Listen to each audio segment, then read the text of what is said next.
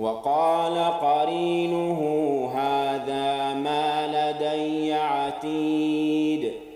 ألقيا في جهنم كل كفار عنيد مناع للخير معتد مريب الذي جعل مع الله إلها آخر فألقياه في العذاب الشديد قال قرينه ربنا ما أطغيته ولكن كان في ضلال بعيد قال لا تختصموا لدي وقد قدمت إليكم